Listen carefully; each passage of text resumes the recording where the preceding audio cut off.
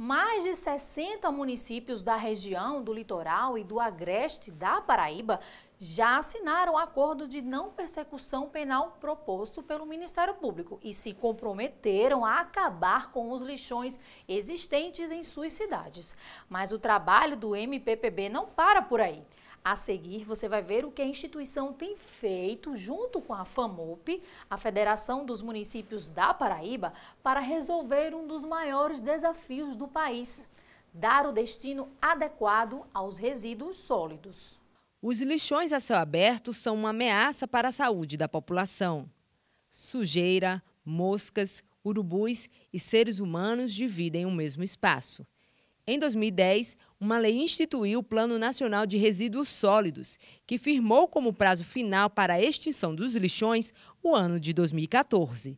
De lá para cá, pouca coisa mudou. Tanto é que aqui na Paraíba, mais de 90% dos municípios ainda estão em desacordo com o que prevê a lei. Por isso, no final do ano passado, o Ministério Público da Paraíba lançou o projeto de erradicação dos lixões e convidou os gestores das cidades do litoral e da região de Guarabira, que ainda possuem lixões a céu aberto, a assinarem um acordo de não persecução penal, se comprometendo a mudar essa realidade dentro de um ano, para que não sejam processados na esfera criminal. 67 gestores atenderam o convite e assinaram o documento. Agora, o MP volta a essas cidades com o objetivo de orientar catadores, professores, gestores e agentes comunitários sobre a importância da coleta seletiva.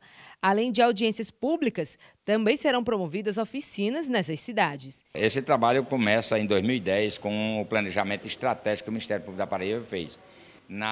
Um dos dois temas eleitos pelos promotores como prioritários em 2010 foi a questão dos lixões. Nós trabalhamos fazendo as audiências públicas com os prefeitos, fazendo a popularização da metodologia proposta naquela lei e orientando as prefeituras que voluntariamente quisessem resolver. Hoje, mera estimativa, esse valor reciclável poderia render em torno de R$90 mil para catadores.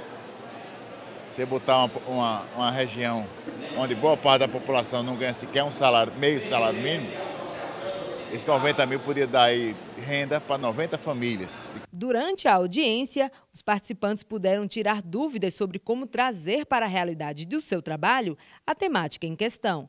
A professora Verusca afirmou que dentro da sala de aula o meio ambiente é prioridade e que é sim um assunto para ser tratado desde a infância. Na verdade, essa questão dos lixões, do lixo, é uma problemática que muito nos inquieta.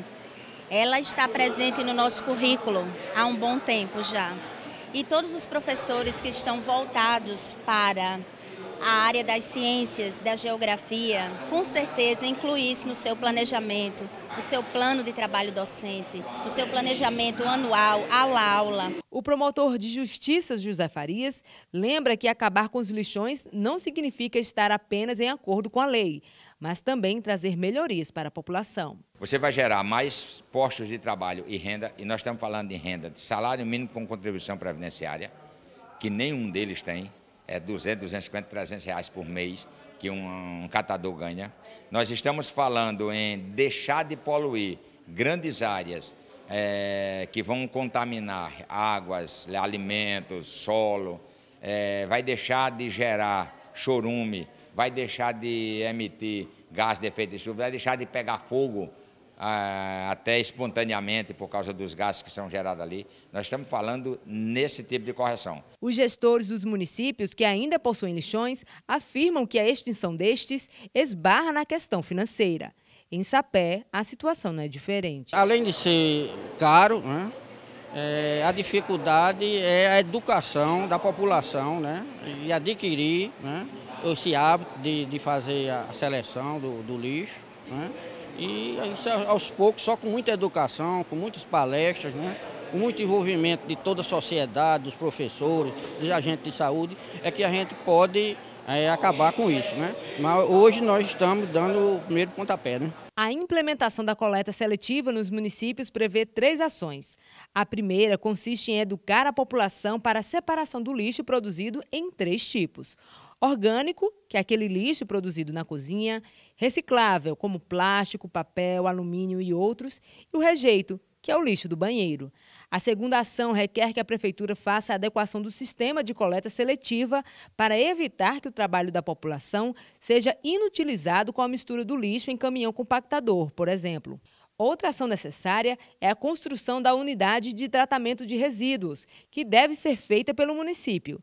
Será nesta unidade que o lixo vai ser separado e vendido, onde será feita a compostagem do material orgânico e o descarte correto do rejeito. As audiências vêm sendo realizadas desde o início do ano e devem contemplar, até abril, mais de 20 dos 67 municípios que assinaram um acordo para acabar com o lixão e o TAC para recuperar a área degradada pelo lixão no prazo de 5 anos.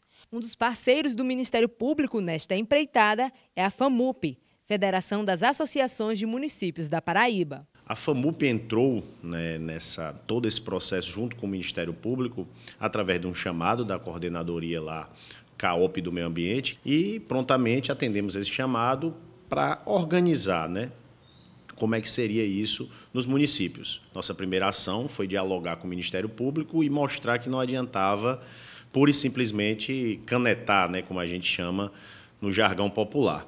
O Ministério Público tinha que entender a realidade local de cada município, visitar cada município, ver que não era somente lá no escritório que se resolveria esse problema.